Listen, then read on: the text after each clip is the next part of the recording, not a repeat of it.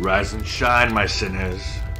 When Father Evil starts his day, he gets a little deadly. Deadly Grounds coffee has the richest, smoothest flavor you'll find anywhere. It's sinfully delicious. Once you go deadly, you never go back. Order yours at getdeadly.com. Coffee's so good, it's scary.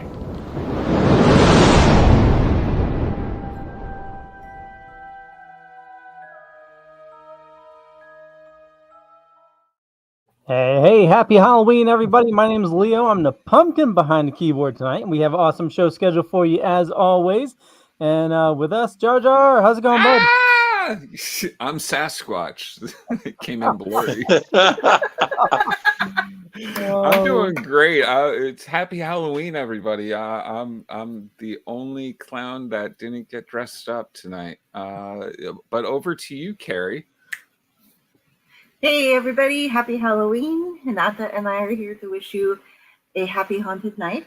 And it's Tuesday, it's Splash Pages. We're going to have a super large amount of fun tonight because we have an amazing guest with us. And over to Drew.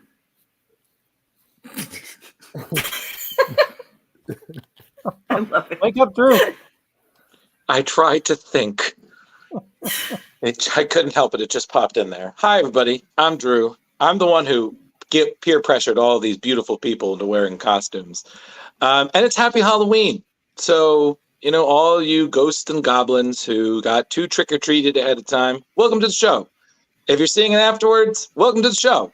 And also welcome to the show is a great guest from the mystical jungles of New York, not French Riviera. He's clearly in a legal dispute with King Kong, being that technically he came first.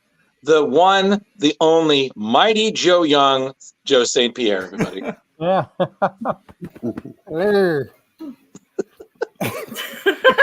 This is going well. He's all right. Somebody give him a banana. I can't breathe. It's so good. You can take it off, Joe. St. Pierre. Oh, God. What a way to start the show. Love it. Dead guess. All right, Joe, you're good. You can take it off. We're good. You're our first. Let them see your beautiful face. Leo, you can return to the pumpkin patch. Yeah. I'll remove it. I just want to show this real quick because it's been forever since I wore it. But the actual mouth moves. Oh, nice. Oh, wow. Whoa. That is so cool. Yeah. It's tough to open. It's been so long since I had it. That is terrifying. Yeah, it is. I want one. Damn, Carrie, you got to add that to your list. Yeah, it's on the list now. Yeah, tell me where you got that, Leo. Yeah. Leo's like, all right. I can't. Leo's like, God damn it. The things I do because Drew says do it. So, also everybody here at Splash Pages and all of our guests, everybody, a very happy birthday to our Cthulhu cutie on the keyboard, Miss Carrie Sanders. Thank God. Yeah. May you have as many Coke Zeros as you'd want today. Oh God. Baby Cthulhu. Oh my God. This is hand puppet Cthulhu. I have so many. It's ridiculous. Yes, but she's not into hentai, so thank you.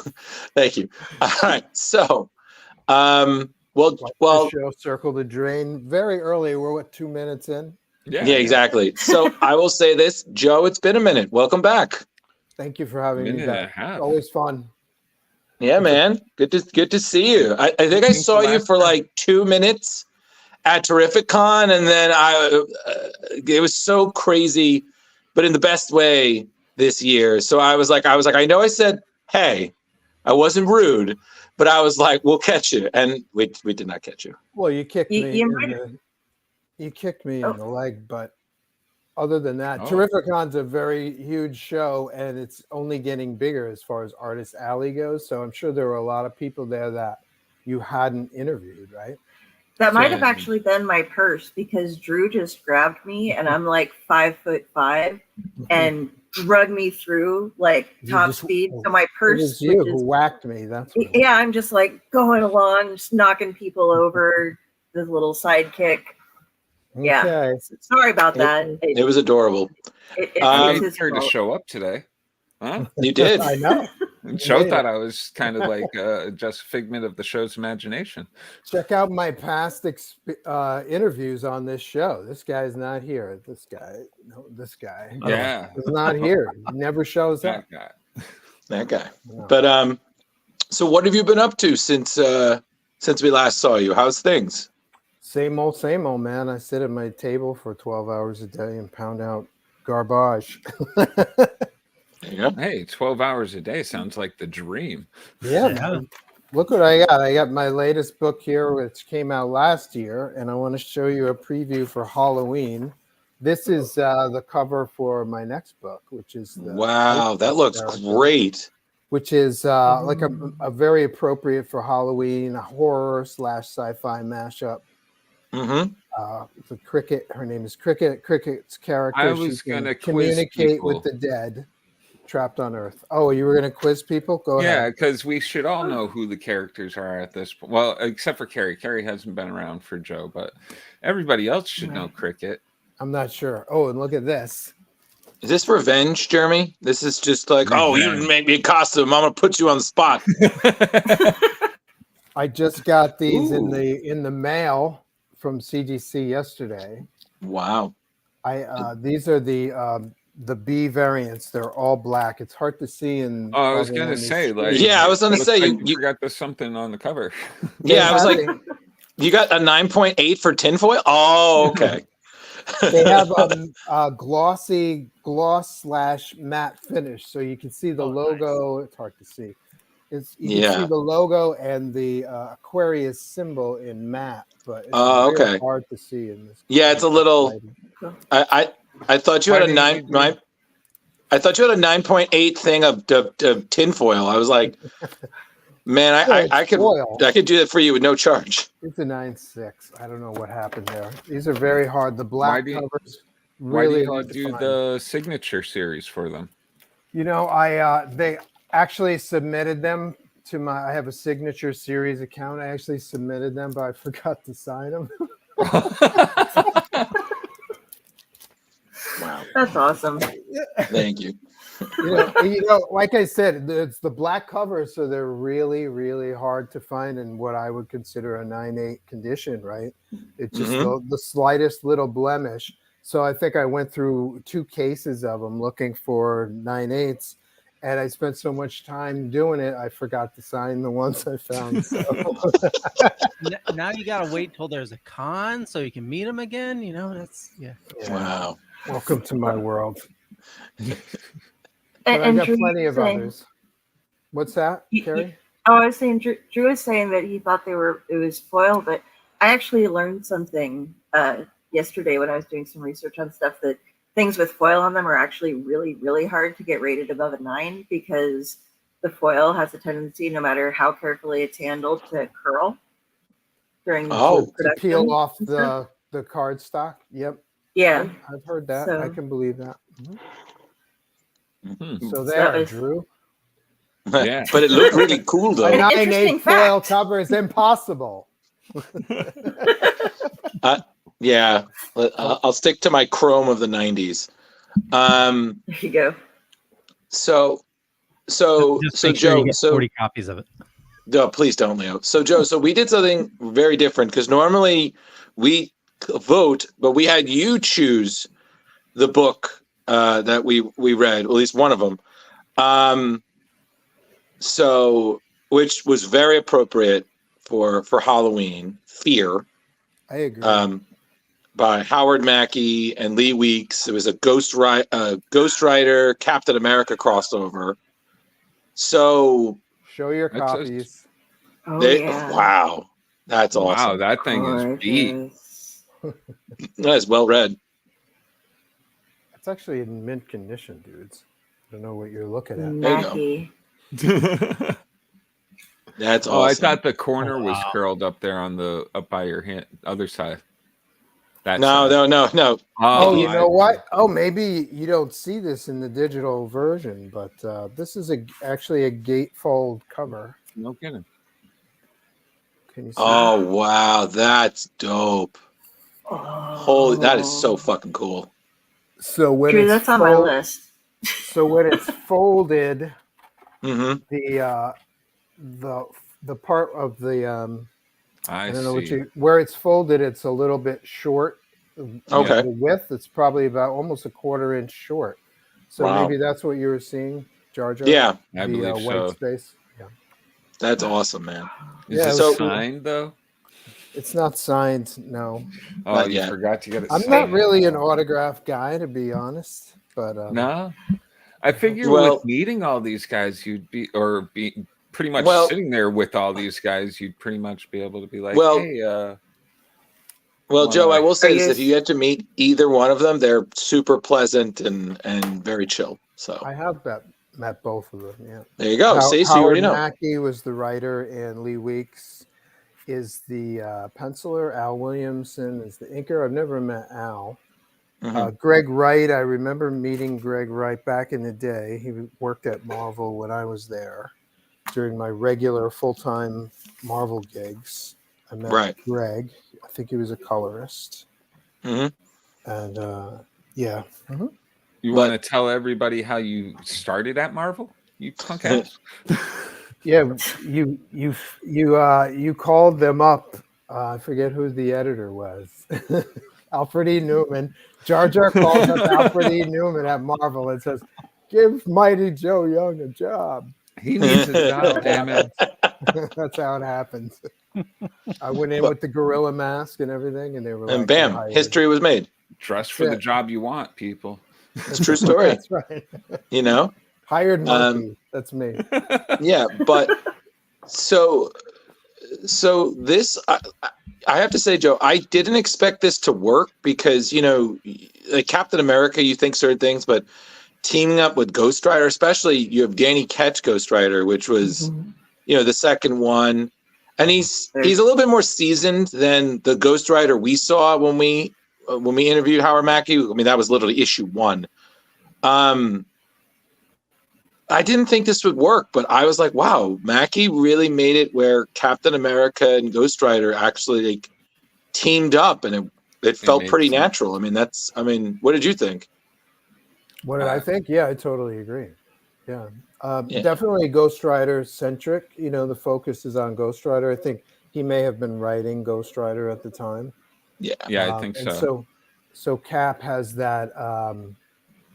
Cap has that vibe from Daredevil Born Again. Have you read Miller and Mazzucchelli's Born Again?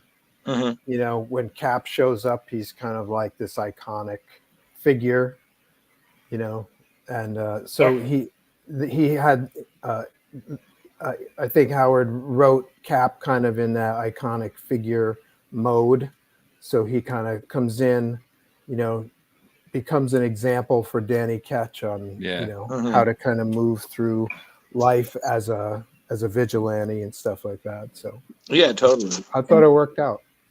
And that's something No, Danny absolutely. Ketch really needed was just somebody's support, and having Captain America be like, Yeah. I Doing the right I don't thing, think there's yeah. anything wrong with you. You got it. Really helped us. I mean, the comic obviously was more focused on the Scarecrow and stuff, but Which I'd I'm a never huge read Trigger a fan. Marvel Scarecrow story before. That was something totally different for me. Mhm. I like this Scarecrow. The Scarecrow is scary.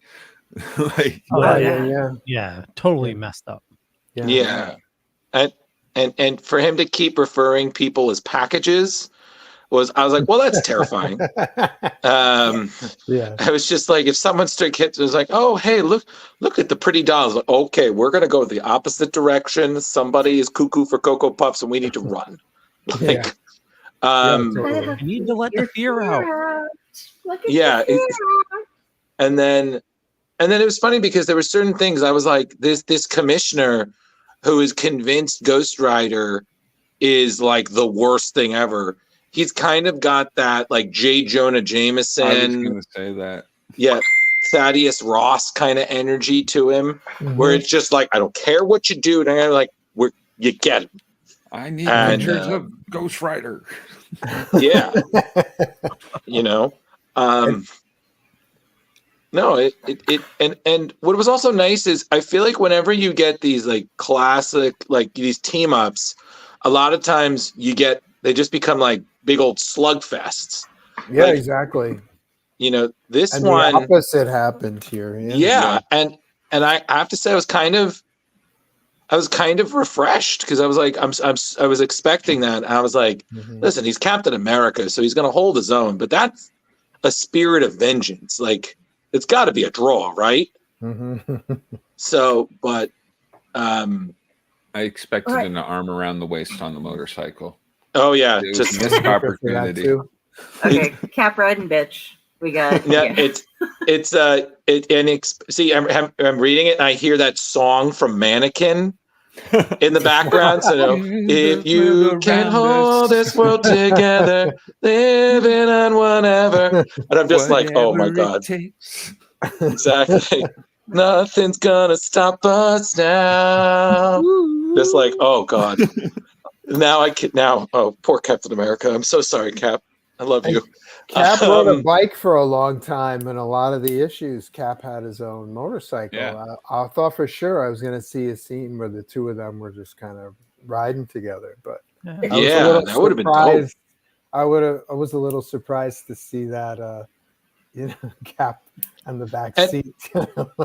and you know what's also is like the whole obsession with the police officer thinking it reminded of his mom. That kind of like, and then tying her up and keeping her in like a blood shrine. I was like, this is kind of some Jason Voorhees vibes. You know, he's got that obsession with mom, everything. I'm just like, oh my God, like. Well, not only tying her up and all that, but like when they find her and they think she's dead, and it's like he started stuffing her, and then realizing she's still alive. Like, holy fuck! Like that is pure torture. Yeah, this comic was twisted, and that almost broke Ghost Rider into actually killing someone. So yeah. I also like the little weird kind of moment where Cap is asking him like, what power is this bike that you're riding? And Ghost Rider's like, pretty much like everything else in my life, I have no idea. I don't know. Neither I nor my humanos know. There's just something going on. He's like, okay, that's fair. Yeah. But yeah, that powered was by the souls of gingers. The art was fantastic throughout too. Well, I love this. Lee Weeks always delivers. I think his style's gotten better as time is going on, and if we can get him on the show, I would love that, because he is such a pleasant person and he's such a great artist. I mean, I've met him a few times, but one of the coolest is I had him sign my copy of Batman Elmer Fudd, and he actually like sketched a quick Elmer Fudd on it, and I was like, dude, like he just was like, bam, and I'm like, he was like, oh no, you're good. I'm like, nice. Me? Like, this is it was like, this is the best day. But no, but it was what I liked is that it fit this creepy vibe. It was detailed, but it was also like not like horribly realistic, but it wasn't super cartoony. And then the colorist just had the creepy vibes with the colors, and the inker had just the perfect shading and whatnot. Like, oh, it's fuck, dark, man. but not so dark that you can't see what's going on. Everything's very bright, visually colorful, but it's very dark background. Yeah, very intense. And the way that they played with the shadows kind of had a Mike Mignola feel to it. You know, that very playful darkness accentuating the seriousness, and then it's like against the dark, the red is just so much more red and vibrant. I feel like if I have any criticism about it, I kind of feel like the ending was very horror movie-esque. Like, of course he's not dead. Yeah. And of course these people who gave him the powers are like, you gonna collect. And I'm just like, oh, of course. And I liked it. But it does hook up to the beginning where he was enhanced by mysterious people, and those mysterious people come back. But I got to say that this did, with that ending, this did feel like, maybe a fill-in, a 2-issue fill-in of Ghost Rider, and they were like, this is too good. Let's make this some kind of prestige. Let's make this, that instead of Ghost Rider 28 and 29, let's make this, a special of its own and make some extra cash off it. It's definitely got that vibe. Yeah, but I like I said, I mean, this was like at 40 something, 50 pages. Each page was great, and I'm just thinking, like, if this was now, this book would be like what, Jar, like $6.99 or something, like. Oh, easily. It's probably a $9.99 book, actually. No, it's not a It's not a milestone issue with 10 variant covers. Like, come on. How much are 48-page books? How much are 48-page hard copy comics nowadays? This one is $5.95 in. There you go. I'm telling you, 92. So I'm saying $9.99 would be. Yeah, I could see that $9.99. Yeah. Probably but I'll be paying a lot more than that for it. And Carrie is slowly building up a chest of demons, aka her comic book collection. Plus the gatefold cover, right? Yeah, you got to focus on one character at a time, Carrie. I'm sorry. That is such a beautiful wraparound, Joe. Like I imagine that would be the coolest poster. It's pretty cool. I would never take it apart, but that's because I'm such a nerd. Maybe I should have bought a second copy and then tore the cover off and stuck it on. But this kind of came your door. This is probably one of the last comics I bought as a fan, probably because I actually got into the industry around 92 or 93. So So this is 92. So this is probably one of the last comics I bought as like a comic book. Ooh, I must have this, that right. One of us. So Joe, when you're transitioning from being a fan to being part of the industry, do you get automatically get free comics? Do they just give it to you, or do you still got to pay? Do you get an employee discount? We used to get comps when I was at Valiant. When I was at Marvel, I don't remember getting comps at Marvel. But Valiant, we would get comps from everybody, like Marvel and DC would send comps to Valiant Comics. So we wouldn't just get Valiant Comics, we'd get Marvel and DC. I did some stuff for Image, and for a while they would send Image comps to me for a while. So it depends. I guess they kind of lose track of you. You stop getting comps. I guess. I don't know. It's been so long now. I don't remember the rules. There was a glitch in the Excel spreadsheet, and yeah. Well, and Joe, you weren't a stranger to crossovers yourself. I mean, you did Tooth and Claw, which was a crossover between Venom and Wolverine, your little 3-part miniseries. And again, other characters have spilled over in other stories that you've done. So I guess in terms of doing a crossover, it's about making a story that works, right? That's like, what's the magic there? Yeah. In your opinion, you find that common theme, or you find that common hook that characters, share or don't share, like Ghost Rider and Cap, you might not think the two of them go together. If Ghost Rider was some kind of straight up horror character, there was no Danny Catch Human thing, Ghost Rider and Cap the story might not have worked, you know what I mean? Right. So, you find that kind of common hook, Cap as the iconic, experienced vigilante / hero character, kind of helps out the younger, newer hero character. That kind of hook works. So you got to find that kind of common ground. Yeah, I don't know if ground is the right word, but the place in the story where they can both relate to either to each other or to the idea of the story. That makes So sense. how would you start, say, since you've built your own universe with the zodiacs and stuff, how do you start off with that? Did you start off with the idea of just a world first, or did you have characters first? The new Zodiacs is it's my solution for my creative ADD, ADHD. I've got probably about 5 or 6 different stories floating around in my head at a time. Yeah. When I'm drawing, penciling, I'm thinking of dialogue. When I'm writing stories, I'm thinking of pictures. So I've got some weird shit banging around inside my head. So I've got sketchbooks from, even before my career started. I was always interested in the Zodiac. So I always had characters that were kind of loosely based on the Zodiac, since I was like 10 years old. But as time goes by, you start creating other characters. And like I said, I like this guy. Where is this guy? I like this guy a lot. He's cyberpunk.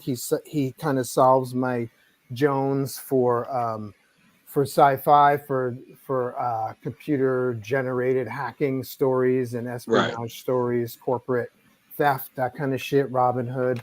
And I also love horror. So she kind of satisfies, that kind of, where do we come from? Where do we go after we're all dead? Let's fuck around. Let's mess around with those kind of stories with this character. So when you got all these stories jumble around together, it's like, okay, I can work on this character and this one and call it a universe. Right. So how do I call it a universe? And then I would go back. The ultimate solution was to go back to when I was a kid. I had characters based on the Zodiac.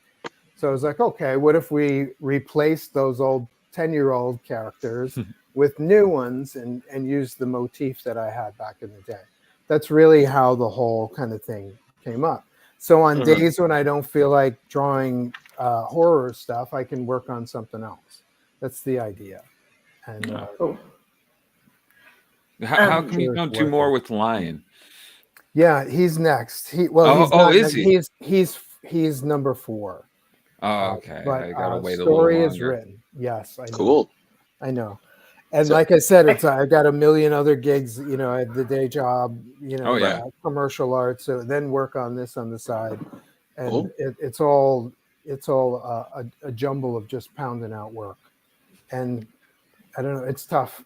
If I had an unlimited budget, there would be 12 of these a month, and I'd be doing 1 or 2. Maybe I'd write 3 or 4.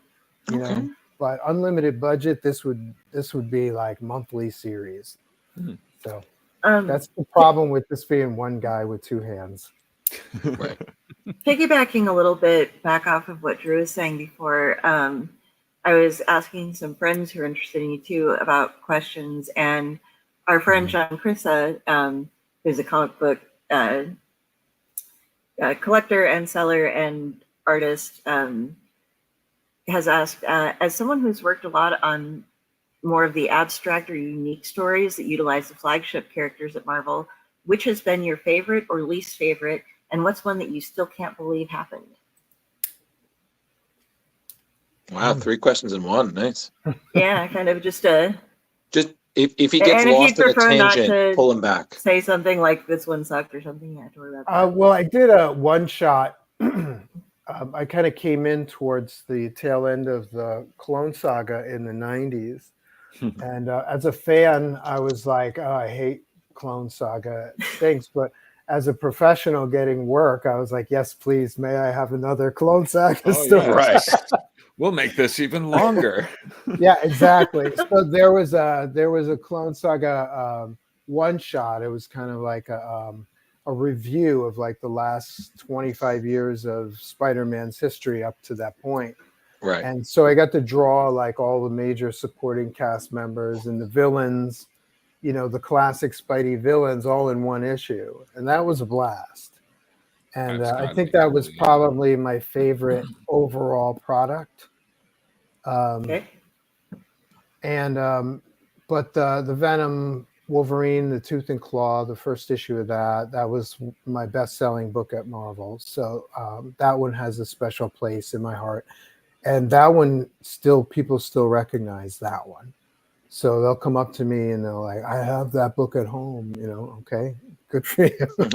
Why don't you have it here so I can sign it? They recognized the book, they had bought it. Like I said, it was a bestseller. It was a bestseller at Marvel at the time.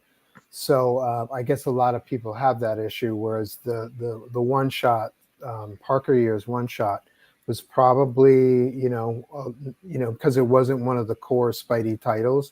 It may have been like a lesser seller. I don't know the sales on that one. But that creatively, that was a lot of fun.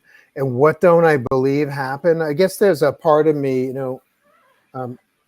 there's a part of me that doesn't believe I actually did what I did. But it's been so long now, and I've done so much since then that it's like, it's not that big of a deal, Does that make sense? Yeah, kind of. I wanted to draw Spider-Man since I was a kid. So my first rejection letter came from Marvel Comics when I was 10. So I knew very early what I wanted to do. And then when I actually did it, it was like, I did it, and now what's next? Right. So wow. And it's funny because my first introduction to your work was your work on Spider-Man 2099. Right. And I thought that stuff was great. I mean, that whole run is just it was a fantastic collaboration of Peter David, and then all of his artistic collaborators, Rick Leonardi, you, I think Kelly Jones did like one issue, and a bunch of other people. And it is just fantastic. Because again, at that time, people were very used to Peter. They kind of fell in love with Ben, and then of course we know what happened there. And then you have this new one. You have this Miguel, and he's such a fucking asshole. So it was interesting exploring that in a different world, which was meant to kind of. I feel like in some ways it called out a lot of things that actually happened, like corporations becoming extremely more powerful in everyday society. The kind of endorsement of superheroes, over reliance on technology, holograms, all that kind of thing. I mean, when I read it, I was like, wow, Peter David called a lot of good shit. Cults, the Thorists. Cults. Yep, the Thorists, right? Yeah. So, but like you said, it's funny because when I met you, I think it was like a couple of years ago. I know I had those issues, and I was like, oh, this was great. I thoroughly enjoyed it, and you're like, cool, man, thanks, I appreciate it. And I was like, just St. Pierre, chill guy. And now it's very true. Yeah. But yeah, so it's funny like that, I guess. Once you do it, that kind of mystique is. It dissipates. You know what I mean? And it becomes a gig.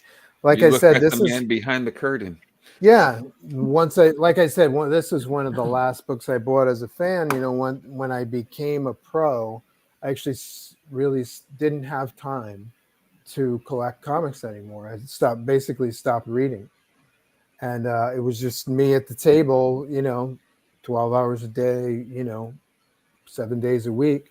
Pounding out pages. You got to get paid. You got to pay the rent, and so you don't have time to look at or read or follow comics. That was my experience. Yeah, that hits the heart. Just real quick. So speaking of like getting paid, we how much did you make? No. So $12. We covered a very informative panel at Terrificon about making money in comics, and the gentleman they had given the panel was talking about how, like back in the day, you really strive to get to work for Marvel or DC, but nowadays you only do that for like name recognition, but the real money is with the independent comics. You create your own comics. Yeah, totally. So since you've seen both sides of the fence, what are your thoughts on that? Yeah, the idea is to come in like a Todd McFarlane, right, or Frank Miller, come in, reinvent a character, explode on that character in terms of popularity, and then spin that off into million-selling comics, right? That doesn't happen to everybody. No. That's that's the American dream. But I think the more important thing is to try to satisfy yourself creatively, and then if those things happen for you, also make the best of it. Not every, McFarlane and Frank Miller, they're 1 in 1,000. Maybe there are some people who can make a living on their own, create their own stuff, and there's a lot of A-list creators from Marvel and DC who are kind of doing their own thing nowadays, right?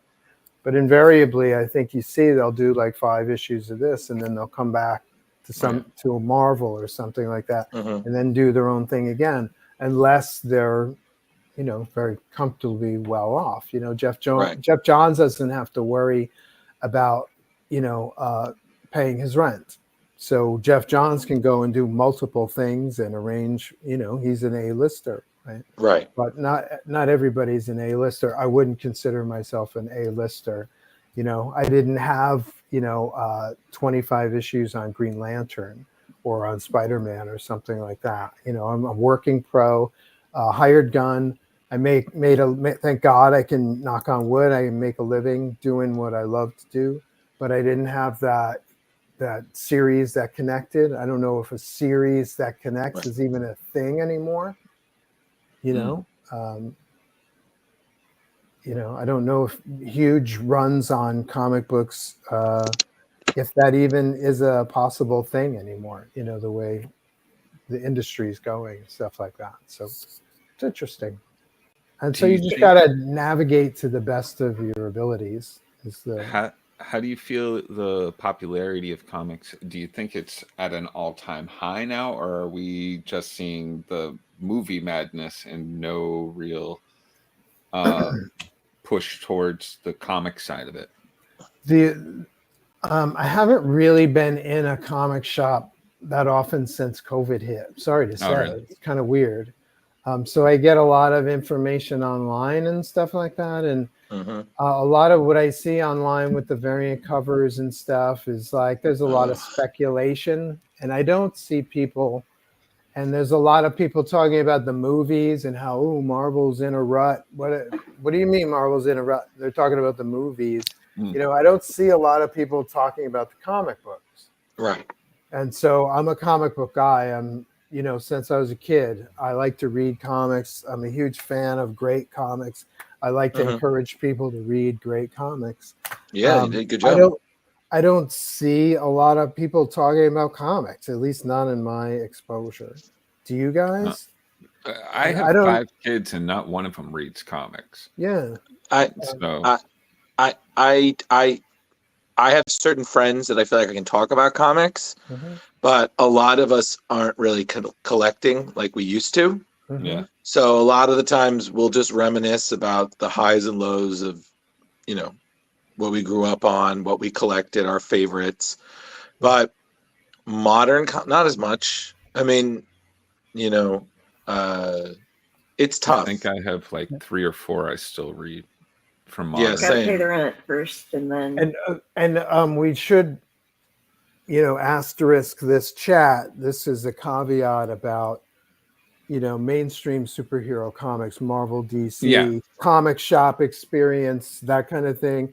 Whereas there's a whole nother side to the comic book industry that's manga, Japanese comics. Right. There's a whole nother side where there's young reader, YA, graphic novels that are outselling the top 10 mainstream superheroes combined. It's true. So there's a whole nother world, and I've tried to touch on that. Since COVID too. I did a graphic novel series called the Fabian Cousteau Expeditions, which was like a young reader's adventure series, and it had like, we go over to South Africa and trying to find a great white shark and things like that. So I tried to tap into that kind of scene too. talking about properties and new zodiacs, I have other properties that kind of are aimed more at that kind of audience as well that I've been developing on the side when I have free time. Mhm. So that's a whole nother scene altogether. Totally. So I actually had pulled up a picture and had some questions for you about the Fabien Cousteau series. mhm. You have developed a very, very distinctive art style in a lot of what you do.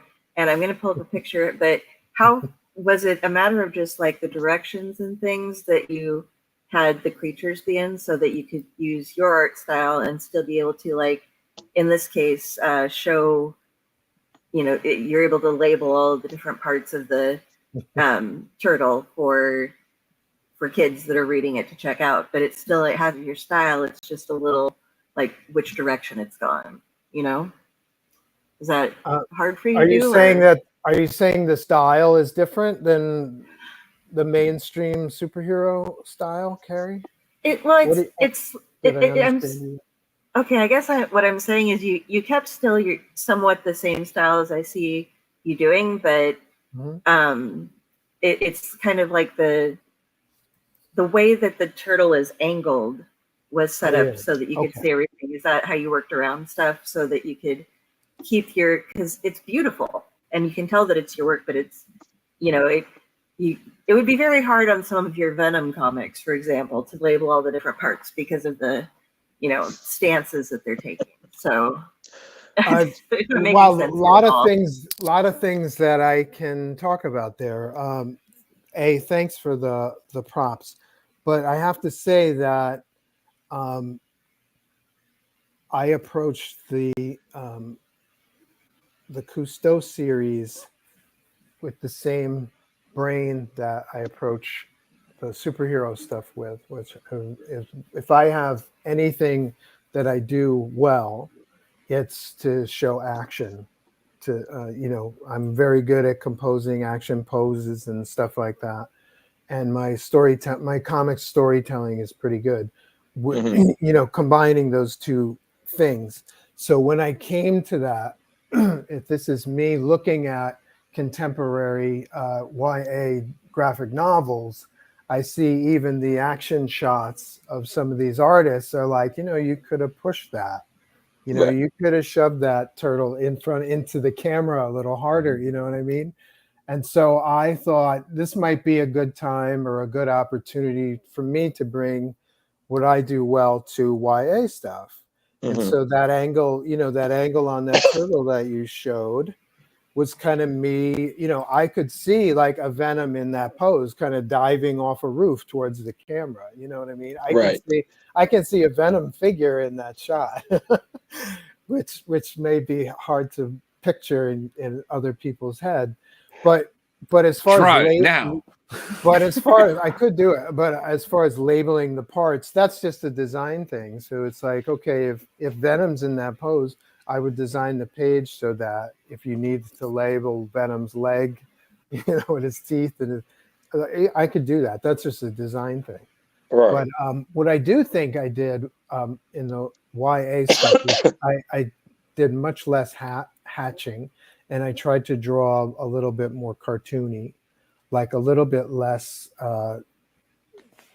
defining every plane change, that kind of stuff. I think the superhero stuff I do is a little more detailed, and the Cousteau stuff is a little more simplified.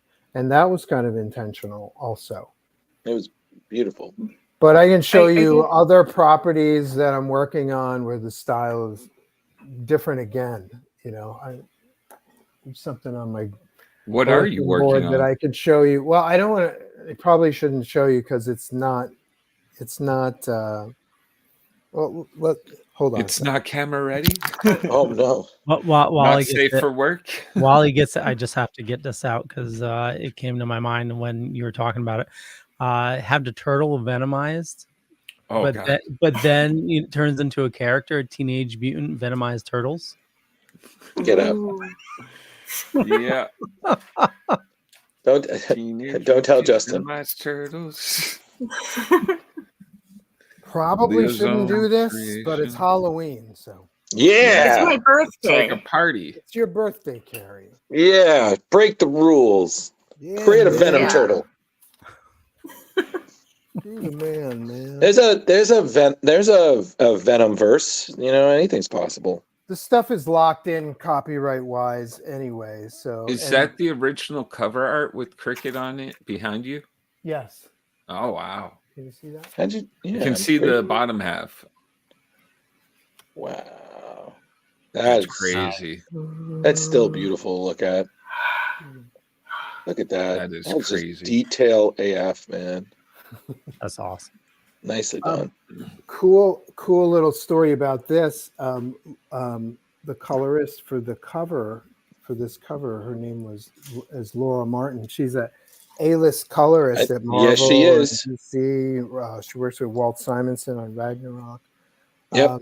She's worked with Olivier Copiel. Yeah. Yes. So she colored this cover very well, I might add. She did. And let's see, do I have one of those laying around? Yeah, hold on a second. And it's funny because I remember I met her at a con. I think it was at Boston. And I had like a small stack of books. And she just, let's go. And I'm like, oh, man. She was ready. You know, and we had like a nice conversation about it and stuff because she was just like, yeah, it doesn't happen too much these days. So I really like it when you guys come by and just show me you've been supporting my work all these years. And I was like, oh no, you do great work, Laura. Like, and I had like, oh man, she's done so much work with Olivier Copiel. She did like a ton of John Cassidy's run on Astonishing X-Men. And she's such a pleasant person, but she's just such clean work. So, but back to Joe. So you saw, yeah, she's fantastic. So you Yes. saw the black and white, right? Yes. Mm-hmm. Uh-huh. And then this is Laura's coloring on the cover. You can see this. Wow, that's beautiful. That is super nice, man. Very cool. But she colored everything is kind of like blues and hues and blue Yeah. greens. And then this guy right here, I don't know if you could see this. Yeah. He's straight up green, right? Mm-hmm. And I was like, that's so weird. I told her in a conversation, I told her it's so weird that you colored this person green because no one else is green. And Right. this is Cricket's husband. Oh wow. Who's kind of like a hook, who's like a hook. You know, that's one of the hooks of the Cricket story. Mhm. And that her husband is dead. And she was like, she said, she texted me, she said, well, he's the only one in profile in the entire cover. Wow. So she figured he was somebody important. But I did not know that I had drawn that the only character on this cover, all of these ghosts, only one of them was in profile. Wow. And so it was kind of one of those kind of mysterious, you know, working with someone as Meant to be. as high a level as she is, that she could see things that I didn't even realize myself. Right. Makes you more clever than you want to admit you are. Yeah, totally. So what a pleasure working with Laura and people that level. You know what I mean? Of course. Of Steve Furchow, who did a lot of stuff for Top Cow, and he did X-Men at Marvel.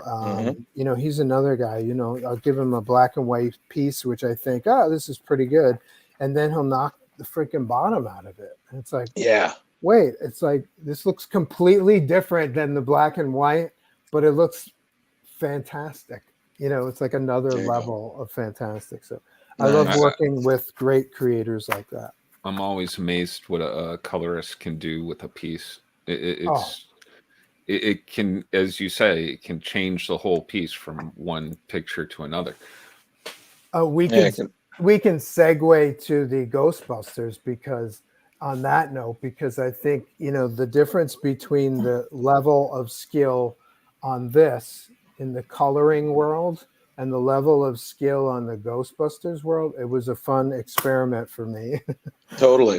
So totally. And I was like, how do I segue? Because you were on a nice tangent, Joe. And I was like, I don't want to interrupt. This is a great thought. Like, it's very insightful. I was like, I'm really excited. If it's okay to jump in kind of with that too, you were talking about the difference in the art. I do have another shot when you were talking about the young adult stuff. Oh yeah. How you did more cartoony. Sorry, Leo, I just putting this over top for a little bit. Fucking up my vibe. But like, so there's the so there's another example of how you said you changed it to be a bit more for the young adult audience. I just for since sure. you mentioned it, and fell in love with the 6-panel grid, but the classic 6-panel grid. Yeah. Nowadays I defy you to find, even in Fear in 1992, I defy you to find a 6-panel grid in this book, 48 pages. Let's see, probably not there. But Not the really. 6-panel grid forces you to look at what's inside the box. Right. And so the panel's not doing any work. It's just sitting there. And so every single drawing that goes inside that panel in a 6-panel page has to be something unique. Right. It can't just be a headshot. It can't just be right. You have to make that. You have to really focus on good storytelling. Mm-hmm. And so did a lot of 6-panel grids for the series just because, I once spoke to a woman, an adult woman, who told me she didn't know how to read comics. And she opened up a comic such as this, and she sees all these panels, and some of them are overlapping, and some of them are running off the page, and she didn't know where to start. Fair. There are people out there who may be interested in comics who find, the more advanced. I actually layouts had that hard to problem. read. I had that problem when we were reading Hellraiser. I didn't know where to start and where to. I actually had to ask for help from these guys. I was like, "Look, I've read the whole comic now, and I don't think I've read it in the right way." Yeah. It's something you should always keep in mind is that Shooter used to tell me this at Valiant, but I think Shooter got it from Stan Lee, and Stan Lee would say, this is someone's, no matter what comic it is, it's someone's first read, their first comic. And so I tried to keep that in mind, especially with the Cousteau stuff. Right. But at the same time, I brought a lot of that, the superhero comics, the Marvel, DC sensibility. I brought that stuff to the young reader stuff, Yeah. When a shark is coming towards you, it looks more dramatic than when a shark is just kind of floating in the water. When you're looking down the shark's mouth, you can't see a shark, inside a shark's mouth unless you're some kind of daredevil documentary filmmaker, right? Right. So it's like, here's your opportunity. Let's look inside the shark's mouth. Right. Let's have some fun with it. There you go. So you brought up and I'll bring up Ghostbusters. Sorry, Drew. But you brought up a great, comment. Every comic is somebody's first, comic. Right. And I think that's where, and, just to get on my soapbox for a second, where I feel comics are in trouble nowadays is because they're constantly doing, crossovers. And even I complain about this so much, but the new Gotham War storyline for Batman. Oh my God, let it go! I heard that on the last episode. I think it's all over the place, and it's you don't know. Like, I'm lost in the storyline. I'm almost tempted to read it at this point. You know what it is, Joe. Joe. You know what it is. He's been raving about Zdarsky's run since it began, talking about how great it is, how brilliant, all this stuff. And then they pull this, and Leo is just like, was like, this isn't my Batman. What is this? What is this? He's so mad. He was like, can you fill me in on what the deal is? Because I've been binging the show, prepping for the show, and I've I hear how you hate Gotham work. Can you just geez. fill me in on the blank? Just real quick. Essentially, Catwoman has decided to open up a school for crime. She's training the thugs to be cat burglars. And with doing that, all the thugs are no longer working for, say, like Joker and Penguin and whatnot. So they're all like sitting off onto the sidelines. They don't know what to do. But with this happening, you know, crime rate has, you know, fallen. Not crime itself, but violent crime. And the Bat family thinks, oh, this is the greatest thing ever. They're fully supporting Catwoman. And Batman thinks crime is crime. And this is really, you know, he's starting to come to Catwoman's, you know, train of thought. But then one of the thugs gets killed because an owner has a gun when he's trying to rob her jewels. And then he sees, you know, there's danger and everything. So he's against that. The whole Bat family is against Batman. And like just like 3 issues ago, they were all lovey-dovey having, you know, breakfast in the mansion. Leo, wrap it up. Okay. Look at Drew. But at a turn of a hat, the whole Bat family's fighting Batman, and it's like, you know, it's just a mess. Right here. Yeah. So you're telling me when I get issue 139, it's not going to continue from 138 where they were attacking Red Hood? No, because they're far off. That's the other thing is they've spun off different series. There's a Red Hood series made specifically for Gotham War. It's spreading across Catwoman. And it's not Zdarsky writing the whole thing. You know, the last several issues have been, you know, just different writers. And I think it's a complete mess. Are you done? So you asked. So to come back to fear, what is our lesson here for me who didn't buy Ghost Rider at the time and was probably not buying Cap at the time, although I have quite a run of Captain America. I may have been reading Captain America, but I'm not sure. But I knew Scarecrow from Captain America. Even since I was a kid, Scarecrow started as kind of like a thug, then became, I think, under J.M. DeMatteis and Mike Zeck, they did a storyline with this Scarecrow, which I thought was great, which probably made him like this serial killer psycho version, right? So, but they didn't get into any of that detailed past with Cap, right? When Cap shows up, he's the icon. He's a character to play off the main idea of the story, which is Danny Ketch dealing with, you know, how do I handle these powers? How do I handle how I'm treated by the cops? How do I handle these criminals, you know, if I'm a budding spirit of vengeance, right? Right. So if you were to spend 10 pages on Cap's past with Scarecrow, you'd get lost, right? So I think this is probably my favorite thing that Howard Mackey's ever written because it's so tight. He's focusing on one thing. Everything else connects to that one thing. You're carried through. Fucking A, 48 pages later, you're satisfied. You got something. So it sounds like, according to Leo, they're not doing that with the Batman wars. Yeah, and you know, I totally agree with you, Joe. It's a great read, and it's, you know, anybody with like a passing knowledge of Catman. Captain America and Ghost Rider can easily pick it up and know what's going on. Leo, I need to make this very clear. A new month is literally tomorrow. I don't want to hear about it for a month. Okay, I'm putting my foot down. 2 more issues for Gotham. Okay, cool. When it's done, you can talk about it again. I want 2 weeks I'm going to make of you read peace. it. Drew, I'm going to make you read it. No. First things first, I read 5 comics a day. You don't tell me what to do. You're not my mom, and you're not my real dad. Okay? So shut up, and let's talk about Ghostbusters. Woo! Jesus.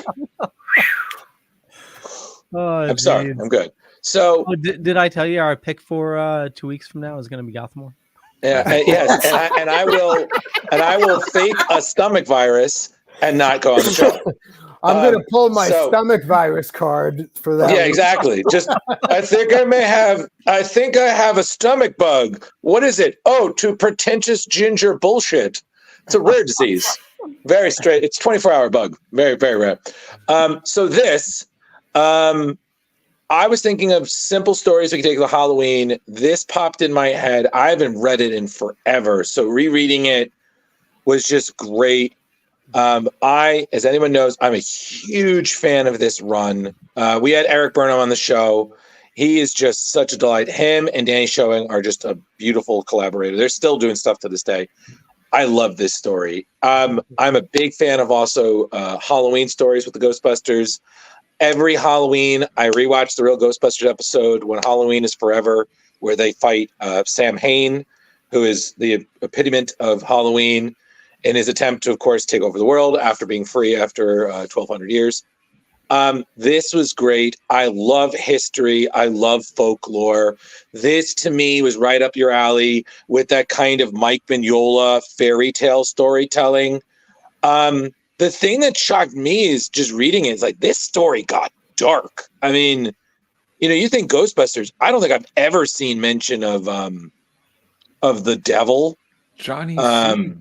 Johnny. Other things. And I never knew the myth of Spring-Heeled Jack. I knew. Is this Spring-Heeled Jack? I saw Stingy Jack. Well, Spring-Heeled, Stingy, regardless, I never knew this myth until I reread the story and I looked it up. I was like, oh shit. Because I knew the story of that's why we light the jack-o'-lanterns, but I didn't know of it. It's kind of one of those. It's kind of like how a myth becomes so commonplace that you don't need to know it, but the message is already there. Can I interject 1 second? Please. Maybe Leo, you're the Googler on this show. I always thought Spring-Heeled Jack was another name for Jack the Ripper. Am I wrong? Carrie, I feel like this is your bag, honey. Carrie.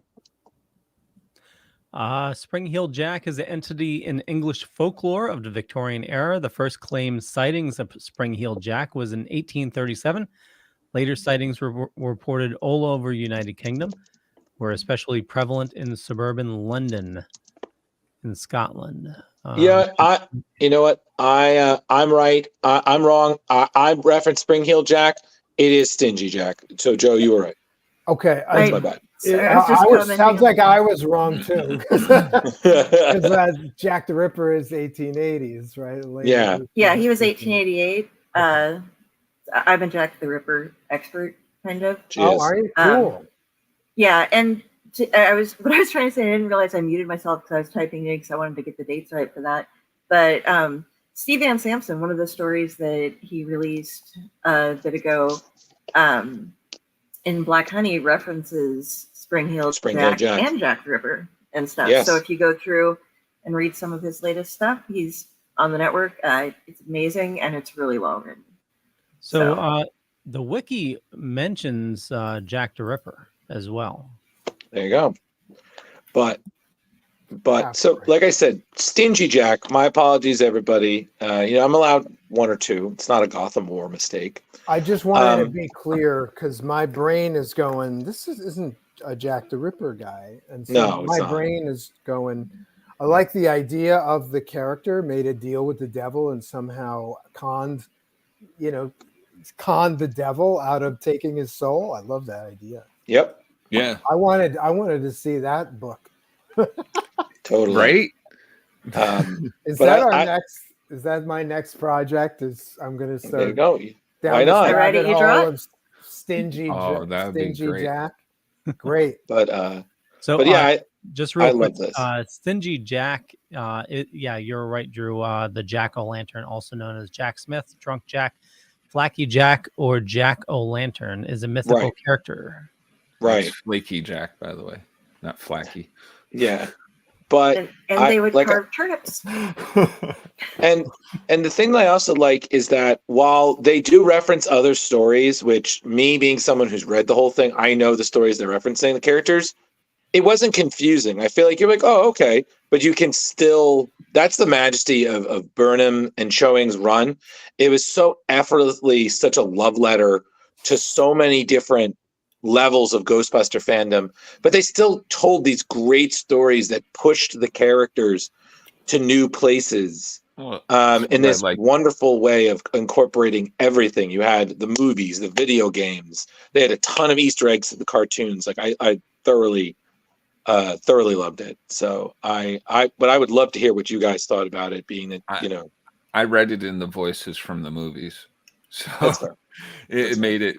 No, it was fantastic because of that. Even the little lawyer guy there, like I'm sitting there doing his voice and everything. It was a fun read, although I don't know the whole mythos behind all the rest of the stuff going on in this Ghostbusters universe. It was an easy read. It didn't take me out of it at all at any point where I was like, oh, I'm very confused what's going on here. It read very easily for me, and the art was still stupendous.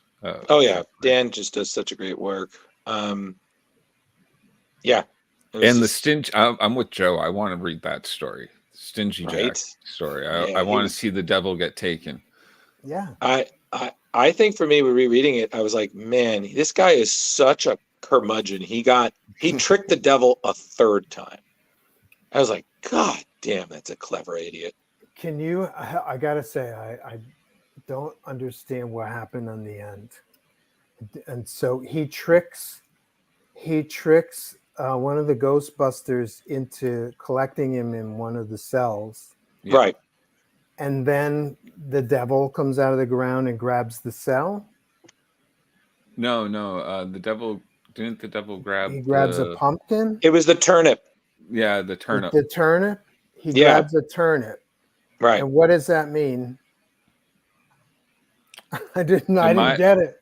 All I thought he it believes was. The turnip is him. What's that? What'd you say, I Karen? believe the devil thinks that the turnip is him, since that's. Oh, I thought it was just the end of his sentence, having to walk around. It's the end of his sentence. What sentence? Where he's forced to mope around the world, like Jack's looking away out of the bargain. Right. Yes, he was trying essentially. So Joe, to answer what happened is that the devil kept blocking any attempt the Ghostbusters were making to capture Jack. The devil was doing that? The devil was, because that's the wall fire and stuff. That's the devil? Yeah. Okay. So basically he realizes that, and then Jack, having studied the Ghostbusters, he sees Winston Zedmore, and he notices that Winston is wearing a crucifix. Has more faith than the others. Right. So the devil could not touch him. So he was Winston's loophole, because while he is protected from evil, essentially anything on his surrounding part would be also exempt, like his ghost trap. So that's his way of essentially so that's his way of essentially getting out of it. And then at the end, you see the devil, pissed off, of course, because he got outsmarted again. He reaches up with his monster hand and claims Jack's turnip, the symbol of his light, because that was an ember from him. Yeah. In the beginning, the devil gave him an ember from the pit that was to light his way as he wanders the world every Halloween, trying to rest. So that's essentially from what I gathered. I got to read that again. It's all good. We had a question here. Sebastian is asking, hey, Joe, what projects are you currently working on outside of Zodiacs? Any active things you're doing for DC or Marvel? Nothing at the moment for DC or Marvel. Just new Zodiacs at the moment. And then I have a Whatnot stream, which is fantastic if you guys ever get to check it out. Does fairly well in that I get a lot of commissions from it. So that's keeping me busy also. And then I do conventions. I have Rhode Island Comic Con coming up next week. But if Marvel sent me a text, we want you to draw Spider-Man tomorrow, I'd be like, okay, let's go, let's do it. There you go. What's the Whatnot stream? Whatnot is it's like a combination of live streaming with eBay. Yeah. Like Oh, you nice. sell stuff, and you talk about the things you're selling. And for me, because I'm an artist, I do live sketching on the show. So like someone will make a request. I have one gentleman, his name is Charles. He comes on and he's like, hey, do Rye, which was my first character that I ever drew as a pro. Rye is a future character. Let's do Rye with Vance Astro from the Guardians of the Galaxy, 2 characters from the year 4000. And I'm like, I never did that before. And I never put the 2 together, talking about crossovers. These are 2 characters from the distant future, right? And what a story that could be. That could be pretty cool. So I do a live sketch of Rye with Vance Astro, and that was pretty cool. And then one week I did the Green Goblin because we're doing Halloween themed stuff. So I did a Green Goblin sketch on the I love your colors. Loved that. God, that came out great. I thought saw that was great, the other man. day in black and white. Thank you. So that I do a lot. I'm getting a lot of commissions from Whatnot too. So, but like I said, Sebastian, if Marvel or DC called me tomorrow, I'd be like, "What do you need?" Yeah. So, Joe, we're coming kind of near the end of our time with you. So, thank you again for being here. We loved reading Fear. I think we could all say Fear was a pretty solid, great read. And I'm thrilled most of you enjoyed, even though you might need to read it again. I'm glad you guys all liked the story. We'll have Spring of Jack. And Joe, you're welcome anytime. But essentially, I guess signing off. How can people get in touch with you? When we're going to see that next issue of Zodiac? Like, what are you working on? All that jazz. Please let who's watching know. Our loose goal is to have a Kickstarter for the next Zodiacs by the end of the year. Please let that happen. Astronaut Inc. ink.com is where you can find the creator-owned stuff that I've done. And working on I'm not sure if my portfolio, my other portfolio work is up on the Astronaut Inc. site, but so I'm still working on the website, adding new pages and stuff like that in my spare time. But Astronaut Inc. Or JoeSt.Pierre.com, I think they both go to the same place. Let me check. JoeSt.Pierre.com. Let's move to a different website facility. So, okay. So yeah, that Joe St. Pierre is not working, but astronaut like the spaceman and Astronaut Inc. ink.com works. Okay. Awesome. And I have those links in the show notes up above or down below. Thank you. And there's links to the social media on the website too. Nice. And Joe, if you have issues getting JoeSt.Pierre.com moving over, if you have questions or anything, feel free to hit me up. I think it's a matter of me. I have to pay for a service to kind of link the site, link the address to the site, and I just haven't done that yet. Is that true? No. So with your, if you're still paying for the domain. And you still own the domain, a lot of times the company you buy it from has their own DNS, and it's just going to be setting up a redirect from one to the other. Okay. Maybe we can talk about that. Yeah, totally. Yeah, it's just hit me up anytime you got questions. Thank you. Appreciate it, bud. Right. Sounds good. Thank you so much for joining us, Joe. It was really great having you back, boss. Looking forward to seeing you at another con and seeing more of Zodiac.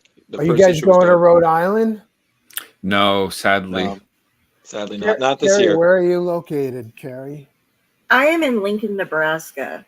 Oh, wow. So you won't be at Rhode Island Comic-Con. Yeah, no. I made the trip to Terrificon. It was the first con I've ever been able to go to because, we, not counting little tiny local ones like for local gaming shop types of setups that we have here.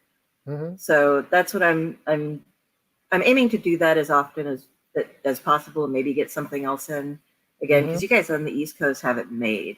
You have the best ponds. We know. We do okay. We do great. And I just can't afford to live there. We have this great little posse of people that we see at all the shows too. It's true. With Leo and Drew and Jar Jar and all the guys, all the people, gals. And I dropped a ball this year. I didn't get press passes for Rhode Island. I'm on new medication, so I figure Rhode Island would be a little tough for me. So it's but next year we're gonna go. And also with the SAG strike, we figured we weren't gonna be able to get a lot of good interviews because of things. So we know some people, like some certain toy sellers, will be there, J-Bo, and we hope they do well. And we know other artists like you, Joe. We hope you guys do well as well. So. Oh, by the way. Oh boy. Horror. Read this stuff. You will love it. Wow. Nice. Oh, by the way, read this stuff. Yes, of course. Oh, by the way. Oh, wow. One of my favorite covers, Mike Plug, one of my favorite artists. He was a monster guy in the 70s, right? They gave him co-creator of Ghost Rider, Werewolf by Night, Frankenstein, Man-Thing, artist on all the monster stuff. I think he would have kicked ass on Spider-Man, and I never saw that. Also, I've been reading this. Very Halloween-centric. Good shit. Very nice. Good shit. Okay. All right, man. Well, thank you so much, and happy Halloween, and keep up the good work, my man. Hey, thank you. Very nice to meet you. Thank you so much. Nice meeting you. Also, just real quick, we're doing separate recordings for each one. So I think if you hit Leave Studio, it'll bring you to a downloads page. You will. So that way, if you can let it up. How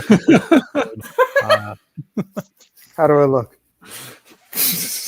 Beautiful. Like the bell of the ball. Marvelous, Joe. You look. I think you're looking out the mouth. Happy Halloween. Happy Halloween, Joe. See you later. Thanks for having me on. Appreciate it. Thank you. Thanks, man. It was good seeing you, Joe. Joe's the best. So sorry if you guys could hear my dogs barking. It's fine. The kids were antagonizing them. It's all good. So I say, because we ran a little long, I think we bantered. We got right, and we should just get right to the news. Yeah, we'll bring it right up. I know you're all doing well. And it's Halloween. And it's Carrie's birthday. Okay, we'll rush through this. Good news.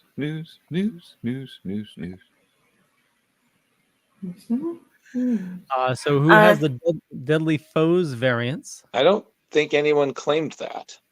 No, but I can look over them real quick. We were talking about variants because there were, what did you say, Leo? 109 variant covers this week alone. Yeah. And that was just from the big two. Yeah, so just from go for it, Drew. No, I was gonna say, 109 variants. So guys, please stop. This one, I just did the two real quick because you mentioned we were going to pull up the different variants and nobody claimed this. But yes, this is a Deadly Foe series through Marvel Comics. Artist David Barden is going to go through the different rogues gallery, every major superhero with their rogues gallery. They're doing giant size, and this is the first one in January, Giant Size Spider-Man #1 by Cody Ziegler and Ivan Coelho.